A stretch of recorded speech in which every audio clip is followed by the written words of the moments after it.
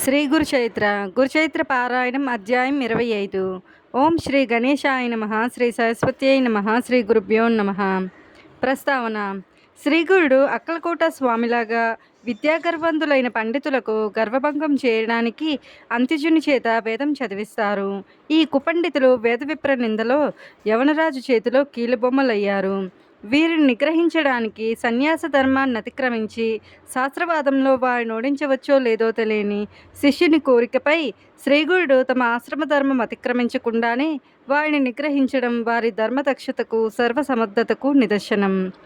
అట్టి ధర్మ సందేహం కలిగిన సచ్చిష్యుడు సద్గురువును శరణు పొందాలని సూచన. ఎంతో శ్రోత్రియత పాండిత్యము కూడా ధనకీర్తి కాంక్ష వలన వ్యర్థమే కాక అరిష్టప్రదమని తెలియాలి. సమర్థ సద్గురు సమాగమం వలన కానీ శ్రోత్రియత పాండిత్యము సార్థకంగా అన్నమాట. అంతేకాదు, నిజమైన సద్గురు భక్తుడు సద్గురువు కూడా దుష్టులెంత రెచ్చగొట్టినా కూడా తామే ప్రమాణమని పలికి ఋషిప్రోక్తమైన శాస్త్రమే ప్రమాణమని చెప్పి దానిని సామాన్య సాధకుని వలె శ్రద్ధతో పాటిస్తారు. సద్గురువు చెప్పిన వేదస్థుతి రూపమైన ఈ 25, 26, 27 అధ్యాయాలు పాఠకులకు పవిత్రతను, నిరహంకారాన్ని, సద్గురువుపై భక్తిని పెంపొందిస్తుంది. కథ ఆరంభము. అటుపైన శ్రీగురుడు చేసిన దివ్యలీలలను వినిపించమని ప్రార్థించిన నామధారకునితో సిద్ధముని ఇలా చెప్పారు: ఒకప్పుడు వైడూర్య నగరంలో ఒక ముసల్మాను పరిపాలిస్తూ ఉండేవాడు. అతడు హిందూ మతద్వేషి, ఎంతో కఠినాత్ముడు.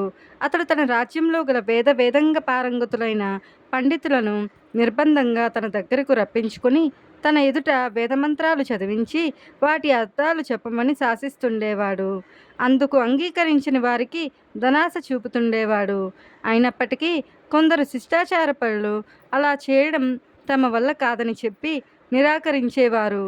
కొందరు నికృష్టులు మాత్రం అతడు ఇచ్చే సంభావనలను ఆశించి వైదిక ధర్మాలకు విరుద్ధంగా అతని ఎదుట వేదాంతం చెబుతుండేవారు. యజ్ఞకాండలోని అంశాలు వారి నుండి విని ఆ దుష్టుడు యజ్ఞాలలో పశుహింస చేసే బ్రాహ్మణులు, ఇతరులు చేసే జీవహింసను నిందించడం తగదని అవహేళన చేస్తుండేవాడు. అలా వేదాంతం చెప్పిన వారికి తన చేతికొచ్చినంత సంభావనలు ఇస్తూ ఉండేవాడు. ఆ సంగతి విని ధనాశాపరులందరూ అతని మెప్పును కోరి అతని వద్దకు తమకై తామే వచ్చి వేదాంతం చెప్పసాగారు. ఒకనాడు ఉత్తరాది నుండి వేద పండితులైన బ్రాహ్మణులిద్దరు వచ్చి ఆ రాజును దర్శించి, రాజా, సకల విద్యలలోనూ మాకు సాటి అయిన వారు ఎక్కడా లేరు. మేము దేశంలోని పండితులను శాస్త్రవాదంతో ఎదుర్కొని జయించడానికి బయలుదేరాము. మీ రాజ్యంలో మాతో వాదించగల విద్వాంసులు ఎవరైనా ఉంటే పిలిపించండి. మా ప్రతిభ నిరూపించగలము అన్నారు. పరాయి మతాన్ని కించపరచడానికి మరొక మంచి అవకాశం లభించిందని తలచి ఆ రాజు వెంటనే నగరంలో దండోరా వేయించి నాటి మధ్యాహ్నం సభ ఏర్పాటు చేయించి ఆ పండితులను వాదంలో ఓడించిన వారికి గొప్ప బహుమానాలు ఇవ్వగలనని, ఓడిన వారిని దండించగలనని ప్రకటించాడు. అటువంటి బహుమానాలను ఆశించి మన వేదశాస్త్రాలను ఆ దుష్టుల ఎదుట వల్లించడం ఇష్టపడని శిష్టాచారులు కొందరు తమకు అంతటి సామర్థ్యం లేదని చెప్పి తప్పుకున్నారు. మరికొందరు నిండు సభలో తమకు అవమానం జరుగుతుందని భయపడి ముందుకు రాలేదు. వీరంతా ఆ కుపండితులకు జయపత్రాలు ఇచ్చివేయక తప్పలేదు. అప్పుడు ఆ రాజు ఆ కుపండితులిద్దరికీ వస్త్రాలు, ఆభరణాలు, భారీ ఎత్తున కానుకలు బహుమానము ఇచ్చి ఏనుగును ఎక్కించి మేళతాళాలతో ఊరేగించారు.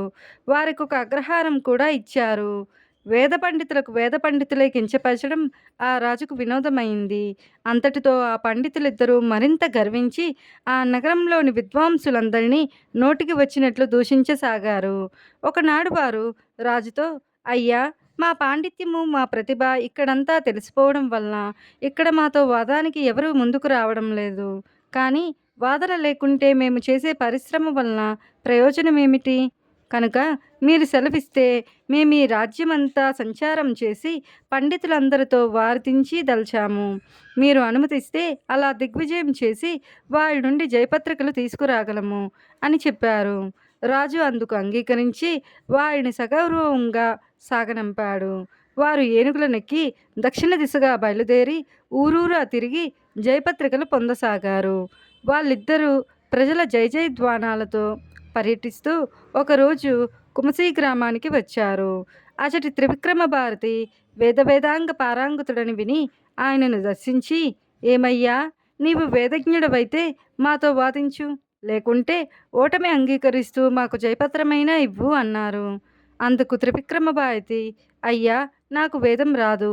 వచ్చి ఉంటే నేను కూడా మీలాగే రాజసన్మానాలు అందుకుంటూ భోగాలు అనుభవించేవాడినే కదా.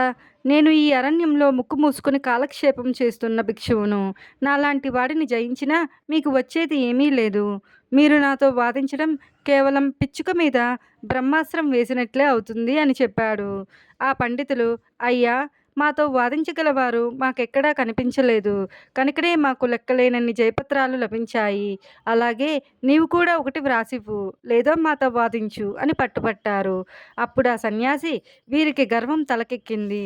ఒళ్ళు పై తెలియకుండా సాటి పండితులందరినీ నిందిస్తున్నారు. వీరికి బుద్ధి చెప్పడానికి నా గురుదేవులే సమర్థులు. వారి దగ్గరకు వీడిని తీసుకుపోతాను అని ఆలోచించుకుని వాళ్ళతో ఇలా అన్నారు. పండితోత్తములారా, నేను స్వతంత్రులను కాను. గంధర్వపురంలో మా గురుదేవులు ఉన్నారు. వారి ఆజ్ఞ తీసుకొని మీరు కోరినట్లే ఆ రెంటిలో ఏదో ఒకటి చేయగలను. మీరు కూడా నా వెంట గంధర్వపురానికి రండి. అందుక మదాంధులు అంగీకరించి గంధర్వపురానికి బయలుదేరారు. త్రివిక్రమ భారతి వినయంతో కాలినడకన వెళుతుంటే ఆ దుష్టులిద్దరూ ఏనుగు మీద కూర్చుని వెళ్తున్నారు. సాధు సత్పురుషుల వద్దకు అలా వెళ్ళడం వల్ల ఆయుక్షీణమవుతుందన్న శాస్త్రవాక్యాన్ని కూడా వాళ్ళు లెక్క పెట్టలేదు. గంధర్వపురంలో మఠం చేరుకున్నాక త్రివిక్రమ భారతి శ్రీగురునికి నమస్కరించి ఆనంద బాష్పాలు కారుస్తూ గద్గద స్వరంతో ఆ కుపండితుల సంగతి విన్నవించి, పరాత్పర, గుడ్లగూబ సూర్యుని చూడలేనట్లే అజ్ఞానాంధులు మిమ్మల్ని ఎరుగరు. మీ చేత వారికి హితం చెప్పించడానికై వారిని ఇక్కడికి తీసుకువచ్చాను. ఈ మదాంధుల బారి నుండి నన్ను వేద దర్భాన్ని కాపాడండి. మీ ఆజ్ఞ కోసం వచ్చాను. మీరేది చేయమంటే అది చేస్తాను అని ప్రార్థించాడు. వాళ్ళు, మా కాలం వ్యర్థమైంది. ఇతడు జయపత్రం ఇవ్వడు, వాదభిక్ష ఇవ్వడు. మమ్మల్ని ఇక్కడికి తీసుకువచ్చాడు కనుక మీ గురు శిష్యుల్లో ఎవరైనా ఆ రెంటిలో ఏదో ఒకటి చేసి తీరాలి అన్నారు. శ్రీగురుడు నవ్వుతూ ఆ దుష్టులతో ఇలా అన్నారు. అయ్యా, మీ వంటి వేద విధులకు వాదించడం వలన కలిగే ప్రయోజనం ఏమున్నది? వాదంలో సాటి విపులను ఇలా పరాభవించనందువలన మీకు కలిగే లాభం ఏమిటి? యతులమైన మాకు జయించడం వల్ల వచ్చే గౌరవము, ఓడినందువలన చిన్నతనము ఏమీ కలగవు. అటువంటి మా వల్ల మీకేమి ప్రయోజనము అన్నారు. అందుకు వారిద్దరూ, అలా అయితే ఇంతకు ముందటి పండితులందరూ ఇచ్చినట్లు త్రివిక్రముడు జయపత్రం ఇవ్వక మమ్మల్ని ఇక్కడికి ఎందుకు తీసుకువచ్చాడు? కనుక మీ ఇద్దరిలో ఎవరైనా సరే మాతో వాదానికి రండి, లేకుంటే జయపత్రమైనా ఇవ్వండి అని పట్టుబట్టారు. అప్పుడు శ్రీగురుడు నవ్వి, అయ్యా, వేదం సంపూర్ణంగా తెలుసుకోవడం బ్రహ్మాదులకే సాధ్యం కాలేదు. వేదాలు అపారమైనవి. అటువంటప్పుడు వేద విధులమని చెప్పుకోవడం విర్రవేగడమే అవుతుంది. ఈ జయపత్రికల వల్ల ప్రయోజనం ఏమున్నది? మా మాట విని ఇకనైనా ఇలాంటి ప్రగల్భాలు మానండి అన్నారు. అప్పుడు వాళ్ళు రోషంతో, అయ్యా, మా సామర్థ్యం తెలుసుకోకుండా వ్యర్థంగా మాట్లాడవద్దు. మేము సాంగోపాంగంగా వేదమంతా నేర్చుకున్నాము. మమ్మల్ని మించిన వారు ఎవరూ లేరు అన్నారు.